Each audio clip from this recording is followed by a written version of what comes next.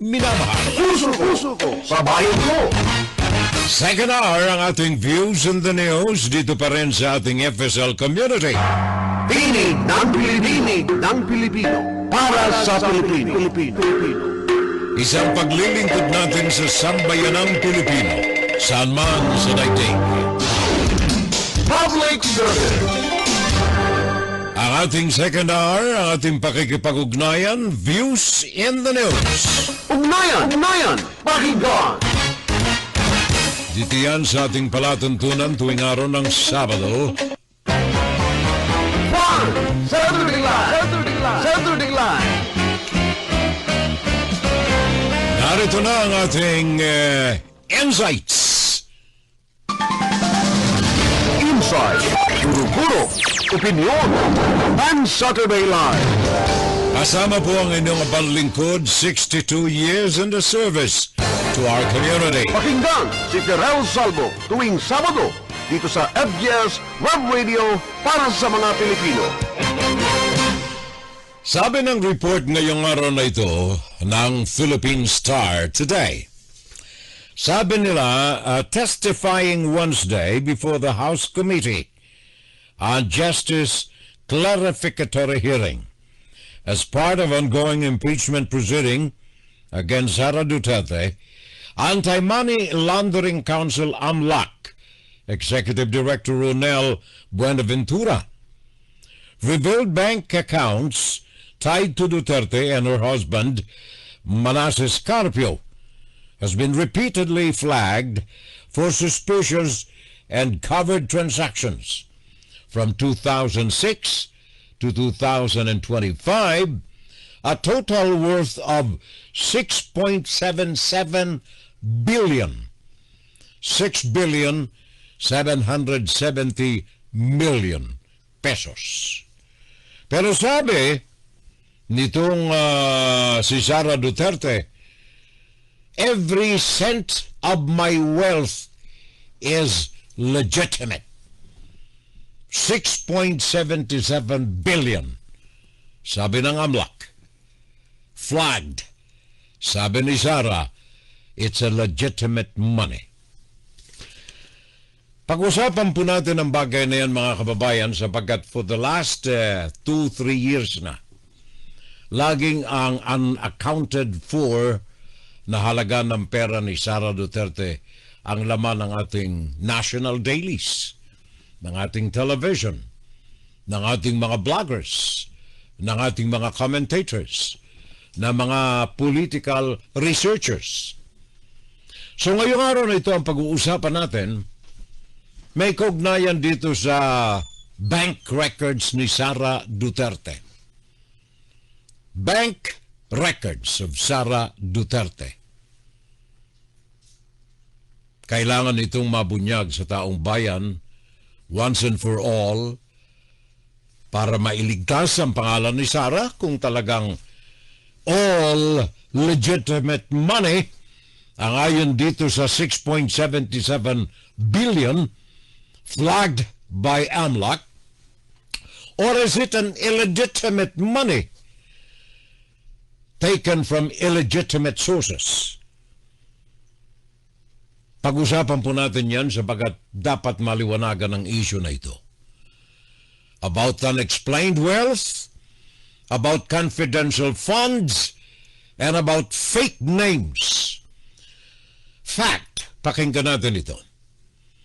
As of 2026, ang average annual salary ng isang vice presidente, ngayon, taon na ito, dinagdagan na siguro ng dinagdagan, but on the record, public documents, Vice President, as of April 2026, the average annual salary of a Vice President, including bonuses, is roughly, more or less, sa madalit sabi, humigit kumulang, 2,500,000. Gross na yan, gross. Lahat na, wala pang mga bawas. 2,500,000 sa isang taon ang kinikita more or less, poco mas o menos, ng isang vice-presidente ng bansa. 2.5 million. Bilang alkalde ng Davao, si Sara Duterte ay naging vice mayor ng Davao 2007 hanggang 2010. Naging alkalde ng Davao twice, 2010 hanggang 2013, and then 2016 to 2022. Nagpapalit-palit lamang sila ng kanyang ama, si Rodrigo Duterte. So from 2007, naging politiko na, public official, si Sara Duterte. Immediately pagkatapos na siya'y magtapos sa kolehiyo at ikasal kay Manases. 2007. Ang kanyang sahod doon, either, wag na yung vice-alkalde na, sapagat pitsugi nga ng pera roon. Mayor na ng Davao.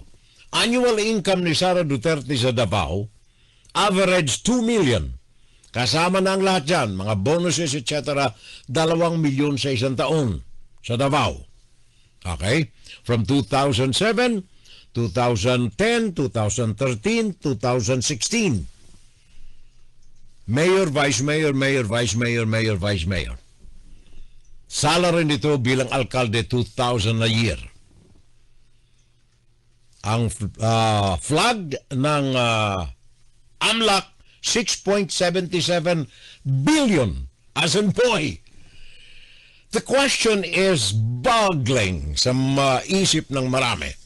Saan galing ang 6.77 billion simula noong 2007 na nanungkulan si Sara Duterte?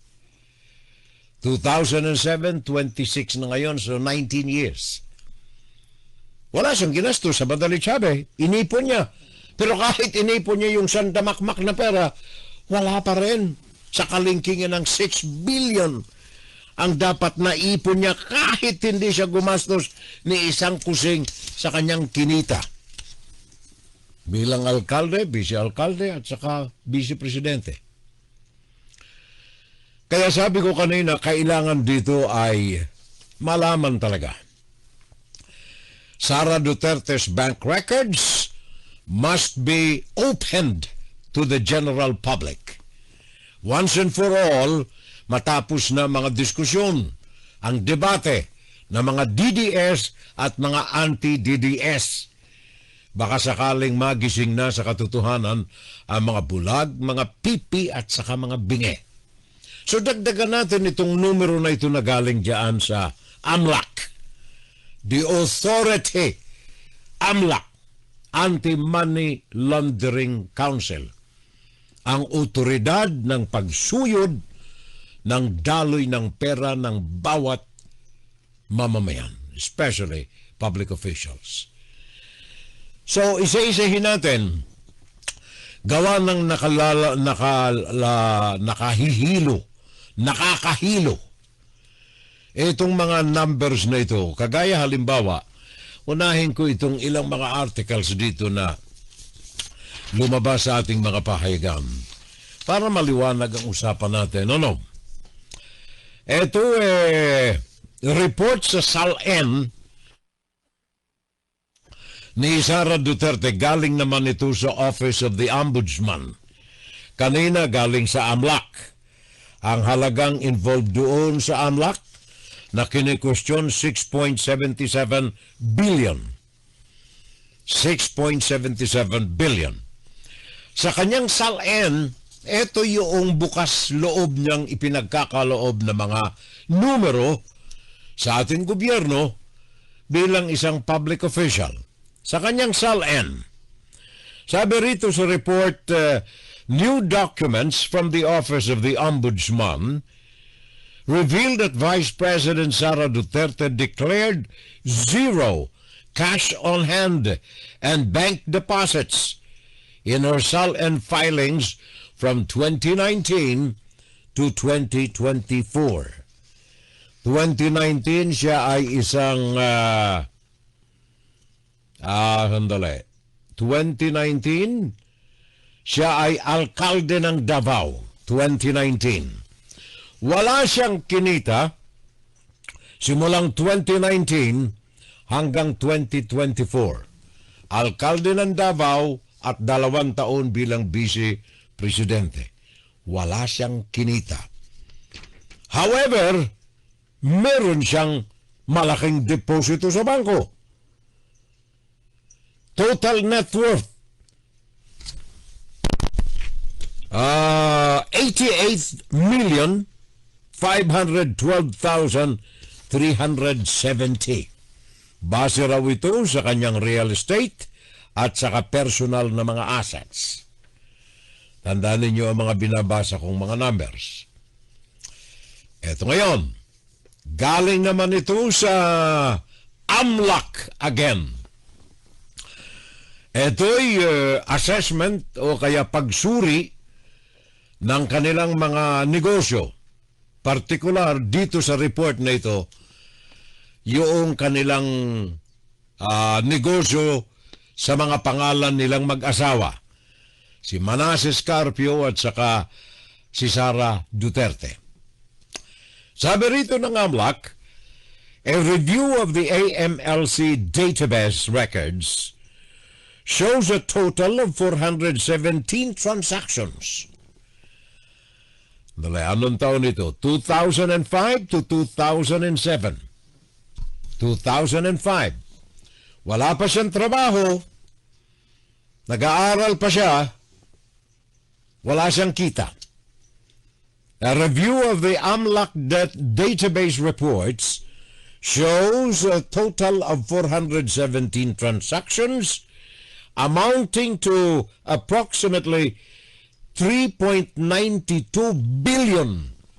3.92 billion. Yan ay na 2005. 3.92 billion from 2005 to 2026. So sa madalit sabi, 11 years, 21 years. Tama ba? 21 years. There you are. 21 years. Hanggang kasalukuyan. Report ng AMLAC. Meron silang 3.92 billion reflecting substantial financial activity over a long period of time. Transaction activities was relatively limited in the earliest years with only one transaction in 2005. May transaction siya 2005, dalaga pa siya, walang trabaho, nag-aaral. Magkaano? 2005, may idiniposito sa kanyang account 540,000. Pero noong 2007, kakasal lamang siguro nila o kaya bago ikasal, katapos lamang sa kolehiyo ni Sara Duterte, may idiniposito sa kanyang account in 2007 na nagkakahalaga ng 208,150,000. 208 million. Wala kang trabaho, katapos mo lang sa kolehiyo, kaasawa mo lang o bago mag-asawa, saan galing ang pera na ito? Ang initial na suspetsa natin dyan, galing sa tatay. 8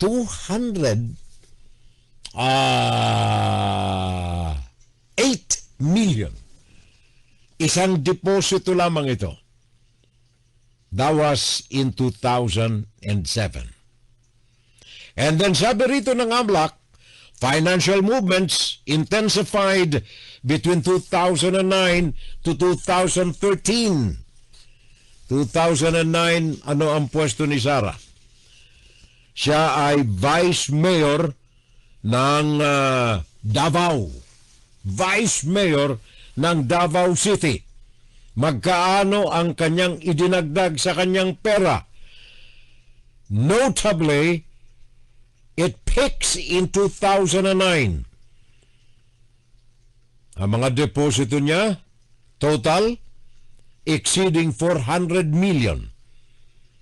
Ang peak ng deposit naganap noong 2009, 704 million. Inaalis ko na yung mga puwake. 704 million in 2009, 648 million in 2010. Vice Alcalde lang ito ng Davao.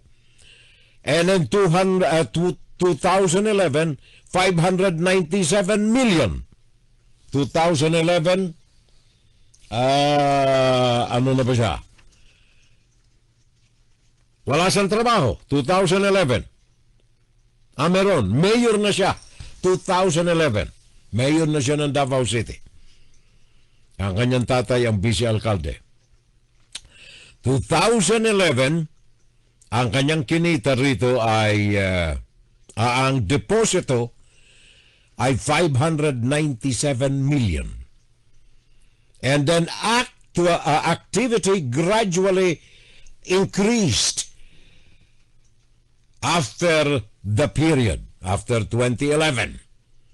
There are times na may mga decreased deposits, pero ito ay pinakamababa rito, 40 million. Pinakamababang deposito.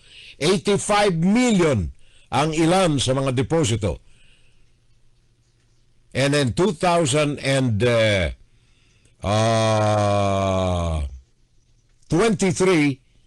4.78 million.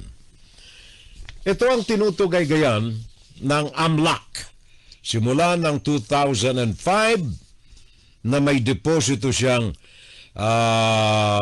magkano lang ito? Nasa 400 million. Hanggang umakyat ng hindi 400, 500,000 hanggang umakyat ng kung ilang milyon. Kagaya nitong isa ay 13 million, yung isa ay 1 million, yung isa ay 4 million, yung isa ay 40 million, yung isa ay 85 million from the period of 2005 to 2015 alone.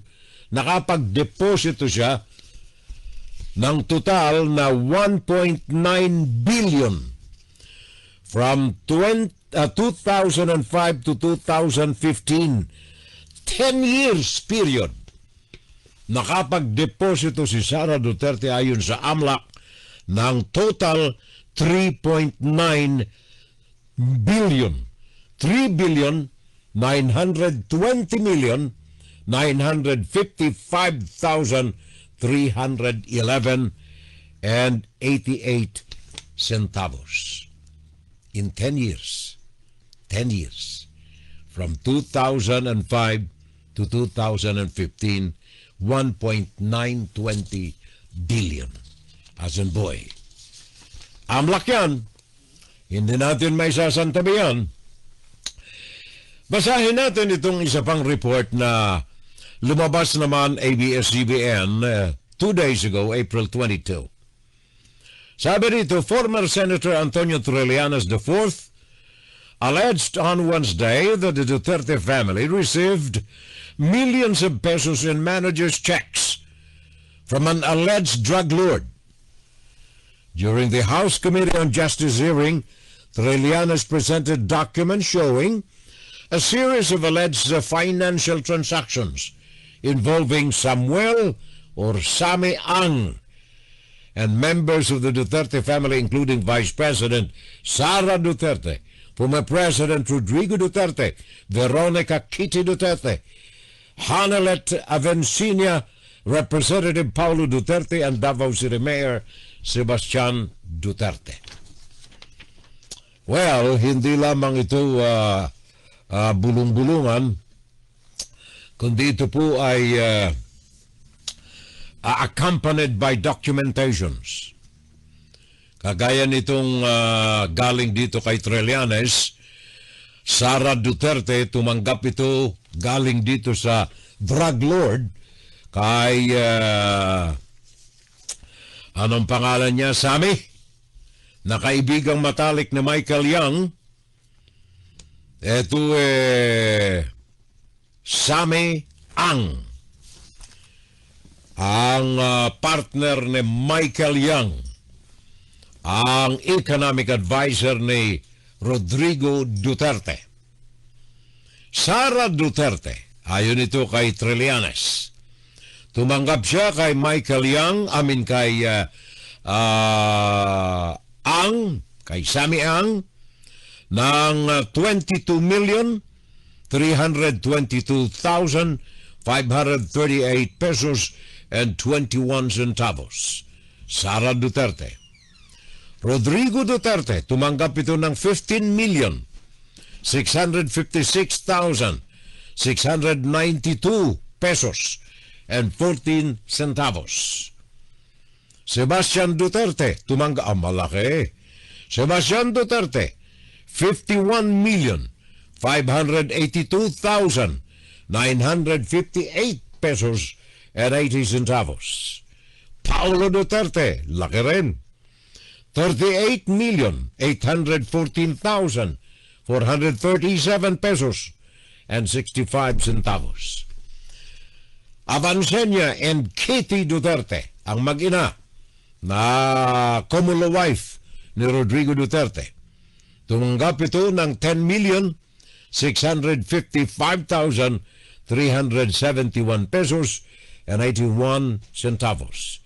Total na galing dito kay Hanalet. Hiwalay pa ito Hanalet Avancenia, 10,655,371 pesos and 81.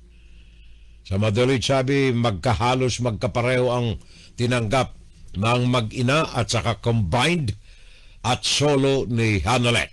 Total, galing dito kay Sammy Ang, 181,653,487. Yan ay sa report nitong si Trillanes. Malaking mga halaga. Pakinggan natin itong kanilang mga pahayag, mga kababayan, para maliwanagan natin itong mga issue na ito. Tandaan ninyo ang mga sahod lamang nitong mga ito. Ulitin ko si Sara Duterte, for example. Ito ang focal point ng ating diskusyon ngayon. Etong si Sara Duterte, ang sahod niya, kagaya ng nasabi ko na kanina, 2007 pumasok siya sa politika. Vice President of the Philippines, grade 32. Ang tinatanggap nitong monthly salary, maximum of 374,000. 374,000. Noong this year, 2026, ang salary niyang tinatanggap bilang Vice Presidente ay 2.5 million. Average yan. 2.5 million. Office of the Mayor, ang tinatanggap nitong salary lamang ay 196,000 as Mayor. Monthly ito 196,000 bilang Mayor ng Davao. Vice Mayor, ang tinatanggap niya ay 30,000 naman. Kaya sabi nga ng AMLAC, paano nakaipon ito? Paano ito nakaipon ng ganito kalaking halaga? 6.77 billion na halaga sa loob ng 20 taong in public service. Ngayon, pakinggan natin itong report ni ito pong nais kong ipaabot sa inyo para maliwanag nating naintindihan itong mga issues na pinag-uusapan natin. Sandali. Unahin natin itong pahayag ni Jervel Luistro na ang buksan ng Kongreso ang ikalawang impeachment hearing ni first ngayong 2026. Ang pahayag mismo ng ating Today, we expect further evidence from the Office of the Ombudsman, from the Bureau of Internal Revenue, from the Securities and Exchange Commission, and especially from the Anti-Money Laundering Council. We also anticipate testimonies that will help contextualize the data before us And that includes from former Senator Sonny Trillanes. Ang pag-uusapan natin ngayon, mga numero, SALN, tax records from BIR, reports from AMLC. This is the part where the numbers have to be studied, compared, analyzed. And numbers, take note, unlike people, numbers do not have motives. That's right. Numbers do not lie. Again, numbers do not lie. At dito po, nagiging mas mabigat ang usapan. Because when we speak of numbers, we are no longer dealing with opinion, spin, or even narrative. We are confronting cold, unyielding facts. Hindi ito napapakiusapan. Hindi ito natatakot. Hindi ito napipilit magsinungaling. A number either matches or it does not. That's At right. higit sa lahat, hindi po ito basta numero lamang. Pera ito ng taong bayan. Pera ito ng manggagawang Pilipino na araw-araw kumakayod ng pamilyang nagtitipid para makabayad ng buwis. Ng bawat Pilipinong umaasa na ang kanilang ambag ay napupunta sa tama. A peso is either accounted for or it is missing. At kapag pinagsama-sama ang mga numerong ito mula sa SALN, BIR, AMLC, they begin to tell a story which no press conference can rewrite, no diversion can erase. Because numbers, once laid bare, speak with a clarity that cuts through noise. And when they point to a discrepancy, they do not whisper. They demand to be answered. Yan ang tinig, mga kababayan ko, ni Jerviel Luiso, ang tagapangulo ng impeachment hearing diyan sa Kongreso na kasalukuyang nagaganap. Ang mga numero ay hindi nagsisinungaling. Ang mga numero ay hindi nagpapasinungaling sa mga pruweba, sa mga facts. Napakinggan ninyo ang mga numbers na yan na sinabi natin kanina. Napakinggan din ninyo ang connivance between criminal elements and those in the government sa magitan ng pahayag nitong si Antonio Trillanes. In fact, meron tayong boses ni Trillanes na nais kong iparinig sa inyo. Bago natin pag-usapan ang mga numero na ito na inihantad natin sa ating sambayanang Pilipino today.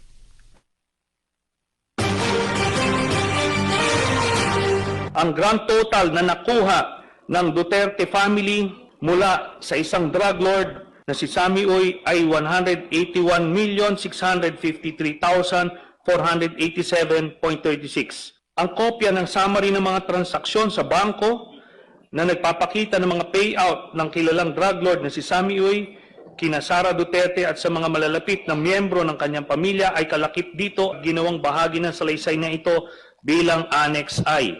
Si Sammy Uy ay isang kilalang political contributor ni Rodrigo Duterte at kilalang kasama o kasosyo ni Michael Yang, ang dating economic advisor ni Rodrigo Duterte na siya namang iniuugnay sa mga kontrobersyang Farmally at Pogo, gayon din sa bilyong-bilyong halaga ng mga iligal na droga na nakumpiska sa isang bodega sa Pogo Compound sa Porac, Pampanga. Ang kopya ng artikulo na sinaliksik at sinulat ni Carol Ilagan at Malu Mangahas ng Philippine Center for Investigative Journalism na may pamagat na 334 million from only 13 donors funded Duterte presidency ay nailathala noong ika-5 ng Disyembre 2016, kung saan naisiwalat na si Sammy Uy ay kasama sa eksklusibong grupo ng political contributors ni Rodrigo Duterte ay kalakip dito at ginawang bahagi ng salaysay na ito bilang Annex J.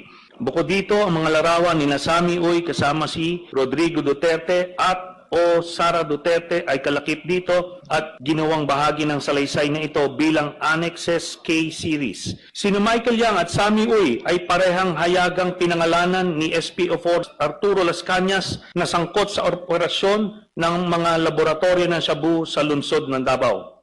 Ang grand total na nakuha ng Duterte family mula sa isang drug lord na si Sammy Uy ay 181,653,487.36.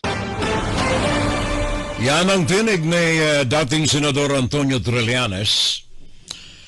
Mga kababayan ko, napakinggan ninyo ang mga numero, ang mga ahensya ng gobyerno. Si Antonio Trillanes, si Jervil Luistro, Jinky Luistro. Ang mga ito ay mga tao na deeply involved sa paghahalungkat sa katotohanan tungkol dito sa sandamakmak talaga. Alam mo, pinangangalandakan ko rito 62 taon na tayo sa broadcast industry. Sa haba ng panahon kong iyaan na paglilingkod sa sambayan ng Pilipino, ngayon lang ako nakakita, ngayon lang ako nakarinig, ngayon lang ako nakabasa na ang isang public officials is deeply involved dito sa huge, masyadong napakalaki na halaga ng pera. Sabi nga nitong AMLAC, 3.9 billion. 3.9 billion ang kanilang sinusuyod na record. Gustong malaman paano naging ganito kalaki ang halaga, 3.920 billion. Ang halaga na naipon ng isang vice-alkalde, naging alkalde at presidente ng bansa. Gaano ang masyadong pagsusumikap nitong makaipon ng ganito kalaking halaga, 3.9 billion. Sabi ni Trillanes, 181 million galing sa drug lord na si Sammy Ang. Ang depensa ng grupo ni isang baterya, sandamakmak na mga abogado. 100 ng abogado dito sa impeachment, 100 ng abogado doon sa ICC, 100 ng abogado sa kanyang pwesto bilang vice-presidente. At sandamakmak na security guards ang nakaabang sa kanya, hiwalay sa Presidential Security Command.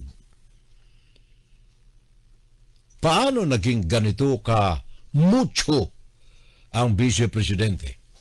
Ang defensa nila, lahat ng pera na illegal na nakuha ni Sara Duterte. So, ang punto natin dito sa programang ito, mga kababayan, involved ang ating NBI, National Bureau of Investigation, involved ang ating Hudikatura, ang ating Justice Department, ang ating Ombudsman, involved ang ating PNP, Philippine National Police, involved ang ating AMLAC, Anti-Money Laundering Council, involved ang ating COA, Commission on Audit, at involved ang mga taong nagmamalasakit sa ating kapakanan ng bansa. Paano maitatayo ang tunay na katotohanan dito sa issue na ito ni Sara Duterte kung masyadong nakadikit ang issue ng politika sa issue na ito ng impeachment? Iisa lamang ang paraan, ihantad sa taong bayan ang katotohanan sa magitan ng mga dokumento. Kagaya halimbawa, nitong mga binubulatlat nating mga bank records na ito, dapat ay wag nating hadlangan sapagkat itong mga batas na ito na may kaugnayan sa bangko ay nagbibigay ng bukas na pintuan sa mga taong o sa mga sangay ng gobyerno na may legalidad na umusisa ng mga perang nakadeposito rito na may elementong kriminal. Sabi nga ni Antonio Carpio, bank secrecy is not absolute. Yung batas na kung saan nagtatago itong mga taong ito na may mga criminal activities sa proseso ng banking, sabi mismo ng ating dating Supreme Court Justice Antonio Carpio, hindi absolute, hindi ito eksklusibong walang purang Walang pintuan na pwedeng buksan, especially sa mga investigasyon involving government officials. At ang investigative power natin ng Kongreso,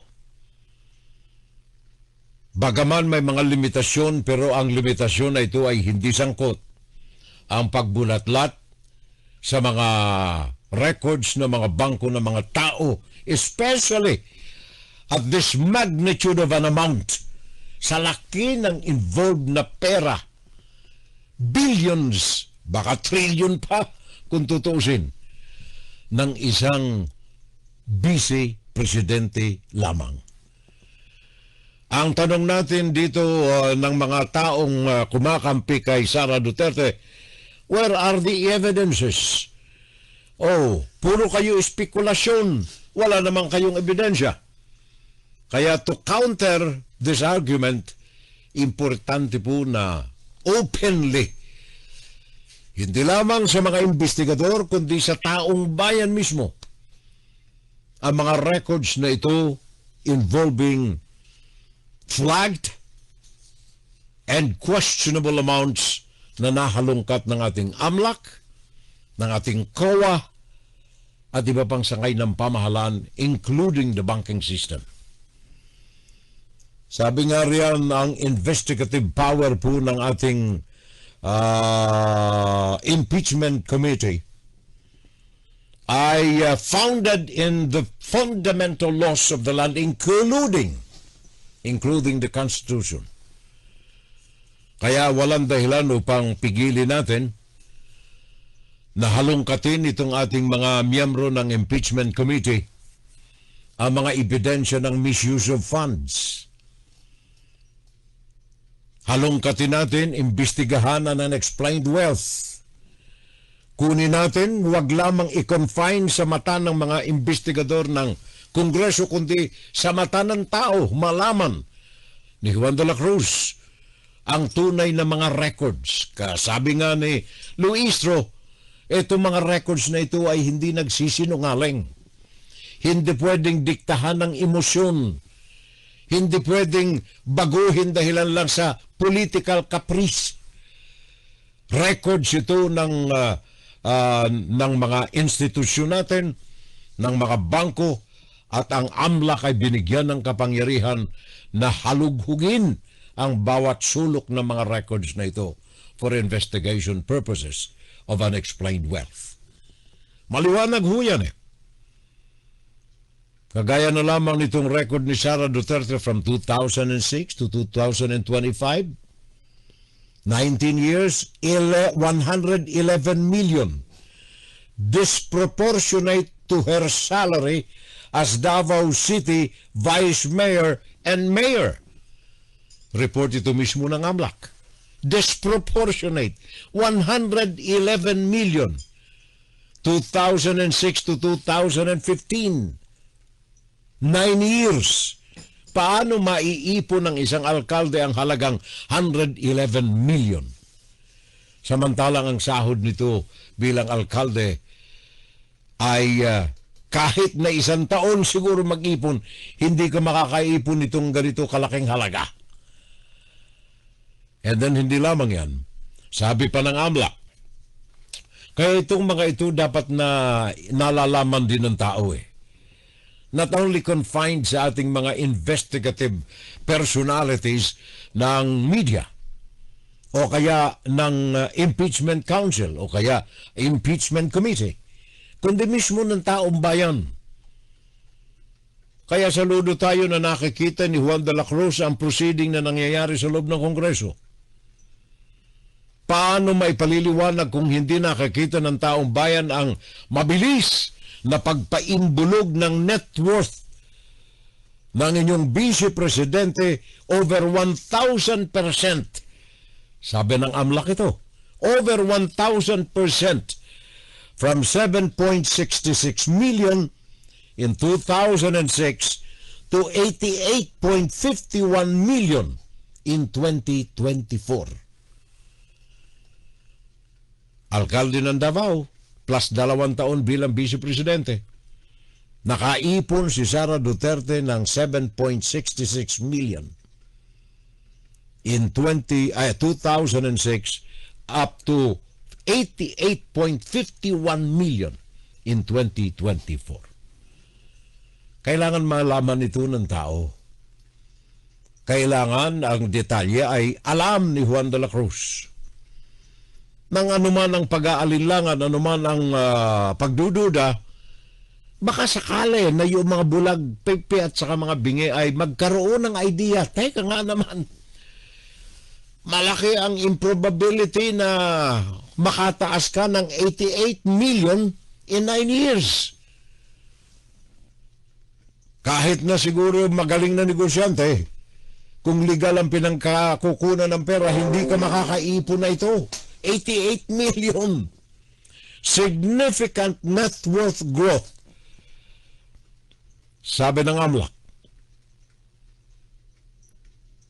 increase significantly with a specific focus on a rise from 13.8 million in 2007 to 44.8 million in 2017, a period of 10 years. Another record ng AMLAC kay Sara Duterte. 13 million to 44 million is what? 31 million. 31 million ang naipon ni Sara Duterte sa loob ng 10 taon lamang bilang vice alkalde at alkalde ng Davao City. And then itong vice presidente na siya, nakapag-ipon siya ng 77.5 million to 2023. First day, one full year in office as Vice President. Ito pong mga ito ay mahalaga ang numbers na ito sa impeachment. Sapagkat kailangan malaman ng taong bayan. At ako'y nagpapasalamat na bukas palad na aktibo ang ating AMLAC, Anti-Money Laundering Council, na tumulong upang malaman ng taong bayan ni Juan de la Cruz ang mga numbers na ito na nakatago for the last 10 years ng panahon ni Rodrigo Duterte. Ngayon lamang natin nalalaman ng grabe, matindi, mabigat na mga numero na ito na itinago kay Juan de la Cruz. Salamat tayo sapagkat ang role, ang bahagi na ginagampanan ng Anti-Money Laundering Council ay walang nilalabag na batas. Nasa kamay nila ang kapangyarihan na ibahantad sa taong bayan ang mga transactions na kanilang nakikitang illegal, inappropriate, at bagay na questionable. Ito ay hindi dapat na itinatago sa mata ni Juan de la Cruz. Ang mga records na ito ng bangko, nasa kapangyarihan, nasa kamay ng AMLAC. At ang kooperasyon ng mga bank owners, bank establishments, ay hindi pwedeng hadlangan ang kapangyarihang iniatang dito sa ating AMLAC, ng Commission on Audit, ng ating NBI, at ng ating judiciary system. Ito pong mga financial transactions na ito hindi maitatago, kagaya ng sinabi ni Jervel Luistro. Hindi matatago, hindi nabubulungan, hindi napapakiusapan. Ang transaction na ito ay maliwanag na makikita sa records ng mga bangko na hindi pwedeng itago sa mga miyembro ng mga investigador ng ating AMLAC. Itong mga aligasyon ng criminal activities na ito ay mabibigyan ng katotohanan, ng pagpapasinungaling o ng katotohanan sa magitan ng masusing investigasyon ng sangay ng ating pamahalaan. Huwag nating isantabi rin itong mga aligasyong napagkaalaman natin galing kay Ramil Madriaga, sabagat liban sa mga idinedeposito sa mga bangko, liban sa mga natutuklasan ng Anti-Money Laundering Council. Kailangang masuyo din itong mga hindi idinadaan sa bangko. Itong mga idinadaan sa mga kahon, idinadaan sa mga maleta na ipinapasa buhat sa isang pares ng kamay patungo sa isang pares ng kamay. Ang mga bagay na ito ay hindi dapat na busalan ng bibig ang mga kagaya ni Ramil Madriaga. Huwag nating tingnan ang kanyang criminal cases na kinakaharap ng solido at walang ibang konsiderasyong ibinibigay. Sabagat ang kanyang criminal cases na nakaatang laban sa kanya ay hinuhusgahan pa. Huhusgahan pa ng bangko o kaya ng korte unless proven otherwise.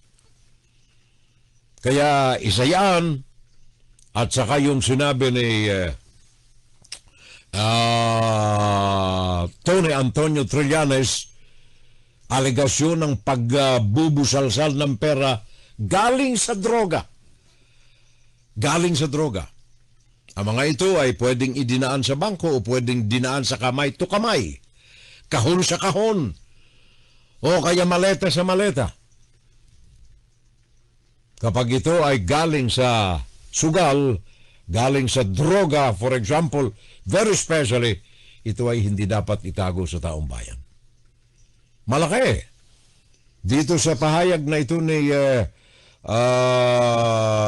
Trillanes, dito lamang sa panahon ng 2011 hanggang 2013, idinaan sa Union Bank of the Philippines, Security Bank Corporation, dyan sa Davao sa Rizal, para kina Avicennia, para kina Avicennia, para kina Avicennia, para kina Avicennia. 5 ito eh. Ang halaga ay 53,276,000 in a period of only 2 years, 2011-2013. Mga numero na hindi pwede nating isang tabi. Hindi kasama si Sara Duterte riyan sa mga Avicennia, pero isa siya sa mga tumanggap ng pera galing kay Sammy Uy. Kaya tingnan natin mga kababayan ko, wala tayong masyadong oras. Nais ko lamang na ipaabot sa ating taong bayan, bakit natin pinag-uusapan ito? The openness ng impeachment investigation, and then paglalantad ng mga bank records, paglalantad ng mga dokumento ng AMLAC, ng COA, ng ating ombudsman, lahat ng ito dapat nakikita ni Juan de la Cruz. Sabagat hindi lamang tayo dapat sumandal sa resulta ng impeachment. Sad to say, mga kababayan ko, personally, wala akong masyadong tiwala sa magiging resulta, gaano mang kasuyod, gaano mang kasinsero, gaano mang katapat, gaano mang kadedikado itong mga congressmen natin na ito, na ipursigi ang paghalongkat sa lahat ng mga records, mga numero against Sara Duterte. Ano man ang mga dugo, pawis, at panahon na iniukol o iniuukol ng ating mga congressmen for the second time around sa impeachment labang kay Sara. Kung mauulit na naman pagdating sa Senado, sabagat may siyam na mga pusakal na mga bulag, mga pipi at mga bingi sa upper chamber ng Kongreso ng Pilipinas. Tandaan ninyo, kailangan yan 16 votes para i-convict ang sino man na akusado sa impeachment sa Senado. Sila ang mga huwes. Etong Kongreso ay mga investigador lamang ito. Para itong ombudsman na naglilikom ng mga ebidensya upang magharap ng kaso sa Sandigang Bayan. And the Senate is the Sandigang Bayan in the political system of the government. pagdating sa Senado, kung naandyan ang siyam na mga tagasunod ni Sara Duterte, walang pag-asa. So ano ang pwede nating gawin, bayang kong minamahal? Sabi ko na nga, do not rely on the impeachment conclusion. Ang isang pwedeng gawin natin, dalhin sa korte. Kaya lamang, maliwanag ho ang batas na ang Vice Presidente generally enjoys an immunity from criminal and civil cases sa panahon na siya'y nanunungkulan. Matinding dagok ito, ha. Hindi na nga kayo makapapasa sa Senado gawa ng may siyam na mga alipores ni Sara Duterte riyan. Hindi ko sinasabi na kung nakapagbayad si Sara Duterte ng 200 ng mga abogado upang idefensa siya sa impeachment na ito, hindi ko sinasabing baka kayang bayaran ng mga senador.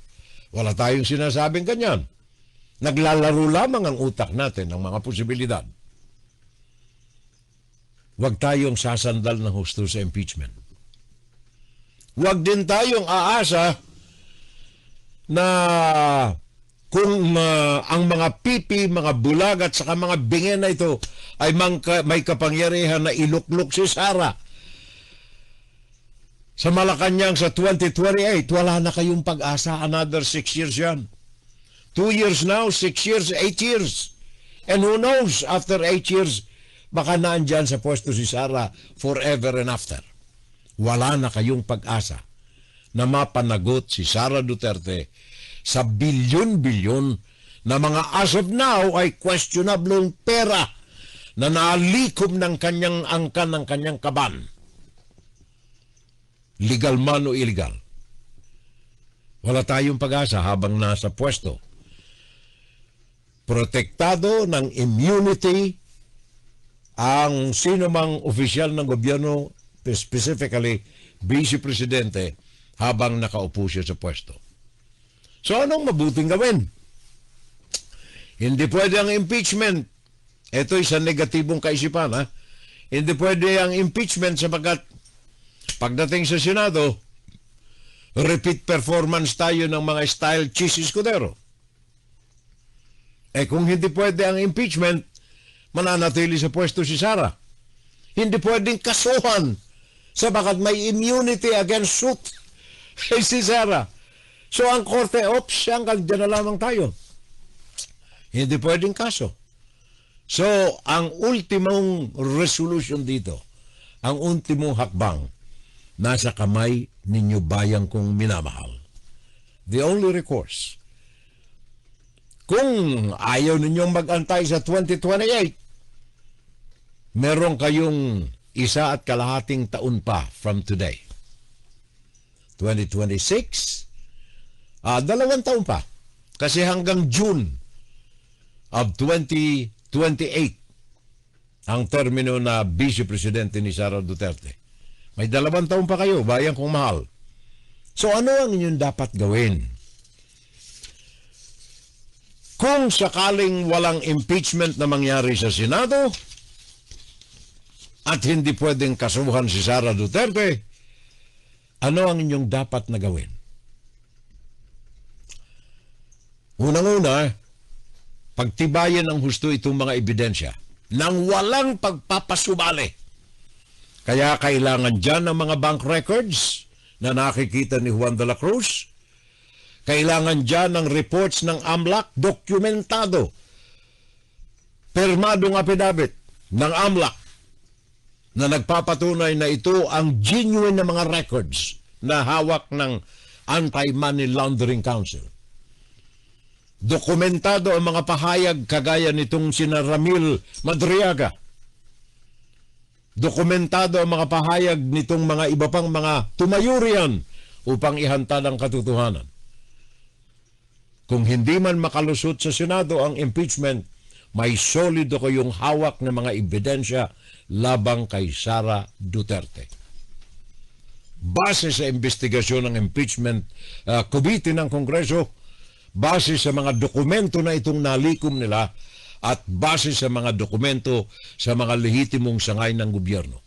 The judiciary, the banking system, the AMLAC, the COA, at maraming iba pa. Kung ang taong bayan ay may sapat na hawak na mga dokumentong pinatunayan sa masusing investigasyon ng mga totoo, kung hindi obra ang impeachment, hindi po pwede ang pag-alis sa tungkulin kay Sara. Ang magagawa ninyo taong bayan, gumitna sa kalsada. Gumitna sa kalsada. Kung kailangan na maulit ang people power, maalis lamang ang isang balasubas na opisyal ng gobyerno, wala kayong ibang mapupuntahan kundi ang kalsada. Yun ang armas ng naaaping taong bayan. Ang kalsada ay libre. Ang kalsada ay sa taong bayan. Ang kalsada ay binabayaran ninyo ni Juan de la Cruz. Kung walang katarungan sa mga tanggapan ng gobyerno, sabagat may mga kapangyarihang hawak ang mga ito, ang kalsada ay libre para sa taong bayan, para sa inyo. Inside, Guro-Guro, Opinion, and Saturday Live. Ala na tayong oras mga kapitbahay. Sana tayo ay makapaghatid man lamang ng konting kislap ng pag-asa sa ating kaisipan para sa inyo, para sa bayan, para sa ating mga mamamayang Pilipino. Puso ko, sa bayan ko. Kailangang marinig ng daigdig ang tinig ng ating taong bayan. Hindi tayo paapi. Tinig ng Pilipino. Para sa Pilipino. Ang pagkilos para sa ikabubuti ng kinabukasan ng bayan ay isang paglilingkod sa ating bayan. Public service. Yan ang ating tinig, dapat na maramdaman at marinig ng sino. Ugnayan, pakinggan. At ito po ang inyong abang lingkod, laging lingkod ninyo. Pakinggan si Ferrell Salvo tuwing Sabado dito sa FGS Web Radio para sa mga Pilipino. Dito lamang yan sa ating Views in the News. Inside, Guro-Guro, Opinion, and Saturday Live. Ikalawang bahagi ito ng ating Saturday show, ang ating Fun Saturday Live. Fun! Saturday Live! Saturday Live! Public accountability and transparency.